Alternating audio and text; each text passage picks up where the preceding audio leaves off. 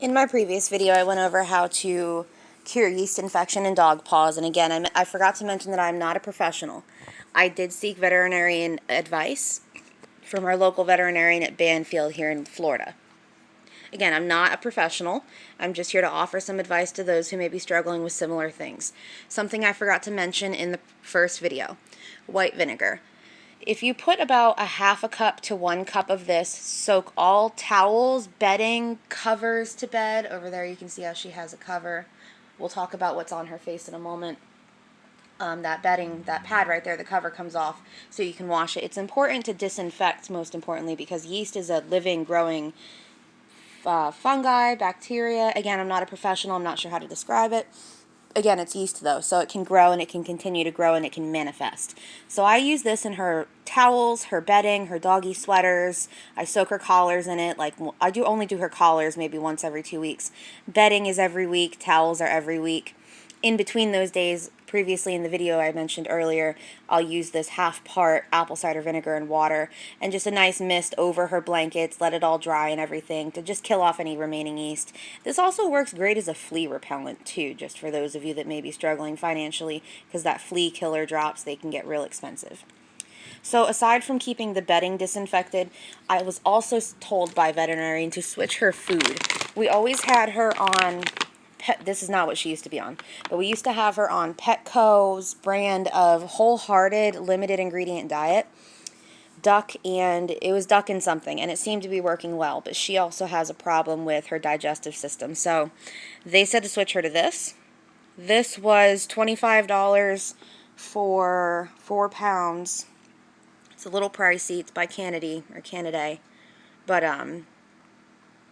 I mean, it's making such a huge change. So the food that you feed your dog also has a part to play in bacterial, fungal, yeast, and skin problems. I didn't really know that. It took me a couple of years before I finally realized it could possibly be what she's eating. A lot of pit bull breeds, anything mixed with a bully breed of any kind, they have that real sensitive skin underneath their fur. So I mean, what I was told is that I could just be feeding the dog, in turn feeding the yeast from the other food I was giving her. But this also helps keep her coat healthy and soft and shiny. And again, I'm not a professional. I'm just here to give suggestions to those of you who might be struggling with this. This is some pretty good stuff here. I mean, high quality. That's how you feed. Sorry. Yeah, that's how you feed. But I mean, the texture of the food, it actually does look like that. It's made from real things. I don't know, it's just one of those brands that I actually feel like I can trust it. The ingredients, I was told by someone at a pet store that when it says lamb meal, that is okay. A lot of people are worried when they see that right in the first few ingredients. What is bad is the byproduct meal. If it says byproduct meal, like chicken byproduct meal, beef byproduct meal, lamb byproduct meal, that's where we would need to stay away. So lamb meal is not all of the brains, the intestines, the feet, the privates. That's not what this is. That's just the leftover meat that they couldn't harvest from that. I also called the company of this dog food provider, and I spoke to their customer service department to confirm that the individual I spoke with at Petco was in fact correct on their information. So all checks out there. It seems to be doing well. Aside from the topical treatment medication that I use a regular routine ear wash just to prevent it from getting into their ears, because if it's on their feet, they can scratch their ears, you know. Also good to keep their nails nice and trimmed. Aside from that, I made this contraption. It is a basket muzzle, one size bigger than the pup, with some mesh sewed on the outside. She only wears this while her feet are wet and the medicine is drying, because it is important they don't ingest it.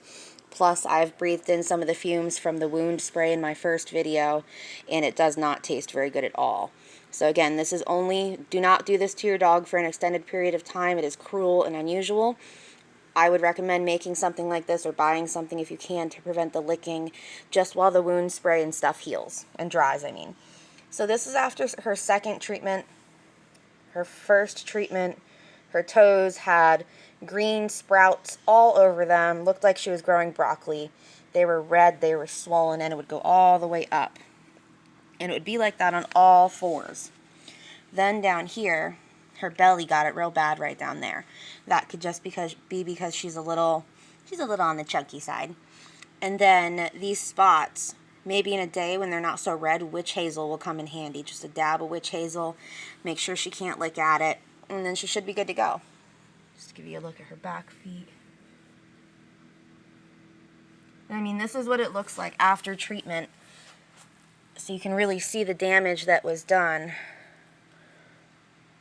There's some right there that hasn't fully been killed off yet. This is a process, you know, it takes time. Additionally to all of those things, after each walk, I added water to this bottle to make it more wet, you know, so the wipes were actually like wet wipes. I take 2 or 3 of these and I wipe her whole body. I wipe between each toe, under each pad, the face, a little bit behind the ears, careful to get it out of the, not to get it in the eyes. I picked this up for about $1 at my local Ollie's, but I'm sure you could find it at Walmart or other pet stores, probably $5 to $7. Oatmeal and aloe don't seem to bother mine. Again, I'm not a professional, just here to make suggestions.